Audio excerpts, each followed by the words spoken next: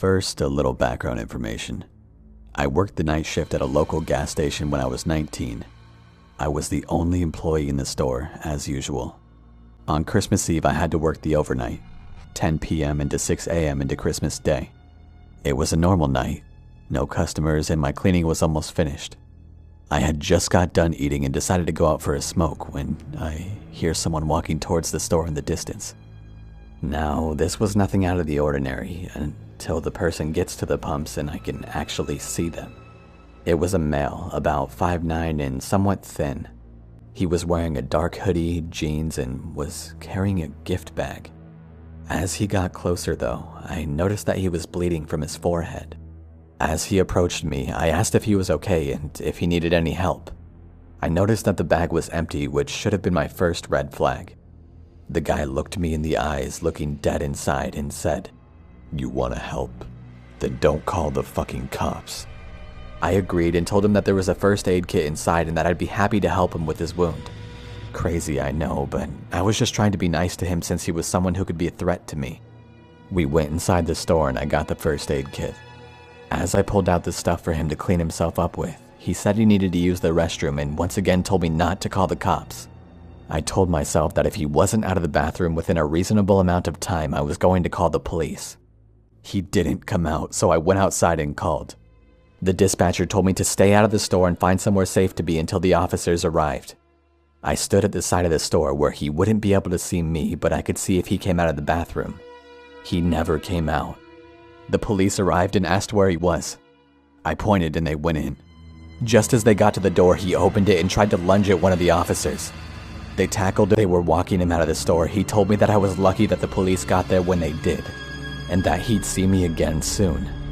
I was a little shook by that. One of the officers came to take my statement after the other took the guy away. I told the officer what had all happened, and then I asked something I really wish I didn't know the answer to. What was he doing in the bathroom?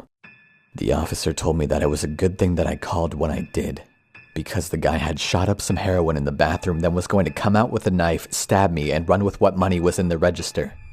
That's what the bag was for. This guy had a lot of problems and a lot of anger inside of him. The reason he was so angry was also the reason his head was bleeding. He owed his dealer money and got beat because of it. His solution to the problem was robbing the store.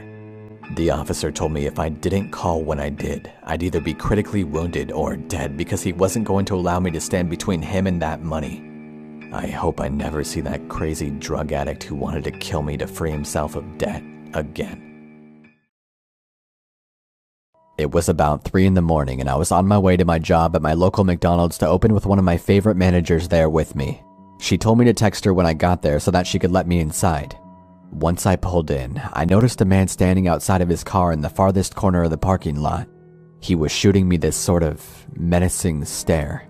Let me point out that it's completely pouring outside. I was really confused as to why this guy wasn't just sitting in his car. I then parked and texted my manager to let me inside. Seconds later, I noticed her at the door opening it for me. Upon walking up to her, I say my usual good morning. I was stopped mid-sentence by her rushing me inside and saying, "Did you see that guy outside?"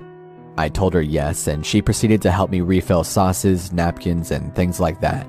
My manager then told me that she's going to check the security tapes just to make sure that everything during the period that the restaurant was closed was okay. Minutes later, my manager called me into her office for whatever reason. She told me to look at the screen and it showed that the same man was standing outside. The time was 12:47. She then fast-forwarded the tape to reveal that the man had been standing outside the entire time up until now, and at this point it's about 3:50 a.m. I ran to the front lobby and I noticed him still standing over by his car. I figured, or was hoping, that he was probably just on something and he was waiting for us to open so that maybe he could get breakfast. I resumed filling sauces again and making sure everything was in working order, until I was abruptly interrupted by banging at the front door. I walked over and noticed a figure right outside the front door. It was the man. I yelled that we were closed and that he would have to come back later. That didn't seem to faze him as he continued to bang on the door. I walked away, figuring that he was just being an asshole, when suddenly I heard a loud crash. I ran to the lobby to see the glass door broken and the man beginning to step inside. I yelled for my manager and told her that we needed to leave through the back door. And we did just that. We booked it to our cars and both called the cops. They arrived in about 15 minutes and came outside the restaurant with a dirty-looking man in cuffs. They said he was hiding in the back janitor's closet with a large knife in his hand. So that's my story, and also the reason I'm never working early mornings again.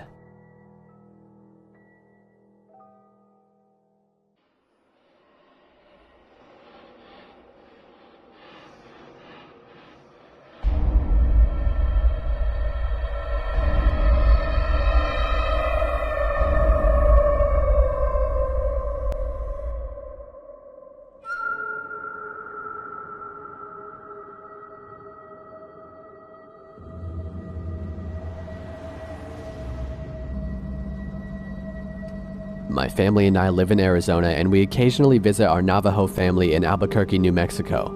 We left early to get there by noon or less. It is a very long and boring trip there, but we get there before noon and we have time to mess around and talk with our extended family. And we, kids, start to play around till the evening starts to show.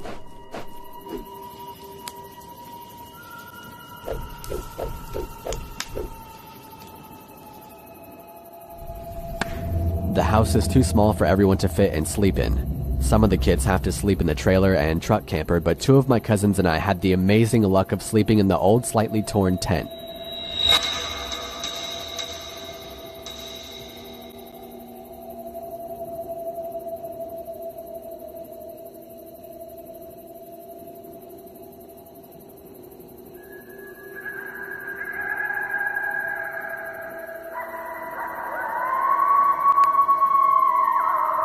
We are well asleep at this point, and for some unknown reason, I wake up. Of course, I'm still tired and rubbing my eyes while yawning, meaning I wasn't well aware of my surroundings. Once I finish rubbing my eyes, I look straight at the entrance of the tent and see a figure illuminated by the back porch light standing in front of the tent. At first I was scared, but thought it was my other cousins just messing with us. As this person was still standing outside our tent looking at us, I turned to one of my older cousins who was 2 years older than me to wake him up and tell him that someone was standing outside of our tent.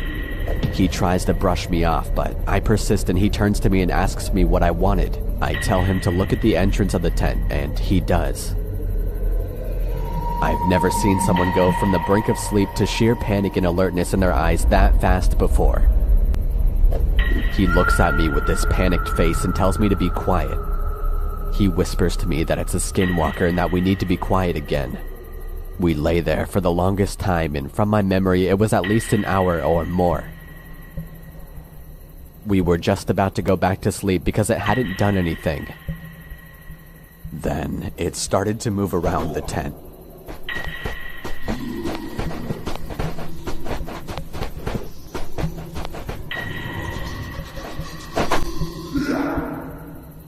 Remember when I said this was an old tent?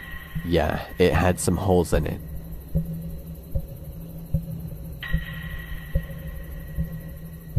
One of the holes was the size of a quarter, and I decided to be brave.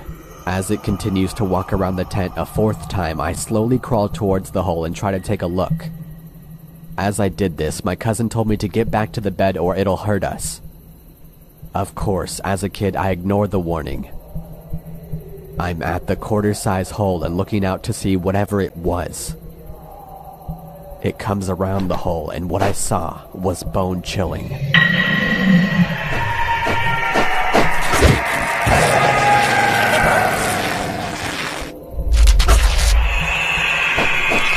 I bolt back and hide under my sleeping bag while my cousin does the same. This thing decided to stop moving and start looking at us again.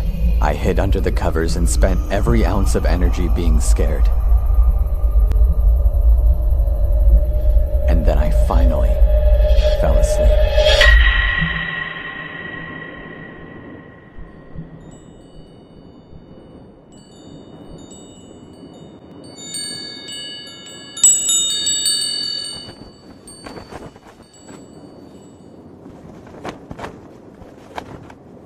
I woke up early, maybe around 5, and I decided to look around the tent to see if there was anything there. I see footprints, bare footprints that send shivers throughout my body. I saw the footprints move around the tent. This hit me hard because I was now realizing it wasn't a dream. As I further investigate the footprints, I noticed that it went off track. It went off to the rocky hills nearby where we were staying at. I followed the track to the hills, about a football field away from the house. As I continue to follow the tracks, something strange and scary happens. It goes from 2 footprints walking for a while to footprints and handprints in the dirt starting to form. I found that kinda strange because no person would do that out here. As I followed the tracks further into the hills, the hands and feet started to get smaller and smaller. It then subtly changed into coyote paw prints. That is when I stopped and turned back home, first walking fast, then onto a full-on run. When I got back, I sat down on the back porch for a while and thought about telling my family, but I didn't think that they would believe me. In the end, I didn't tell anyone, even the cousin I woke up in the middle of the night. Well, that's my story. I urge you guys to not go into the Navajo reservation to go looking for them. You will bite off more than you can chew. We, my people, take these beings very seriously and do our best to not talk about them. Even though I broke this code, I just thought to warn you guys about them.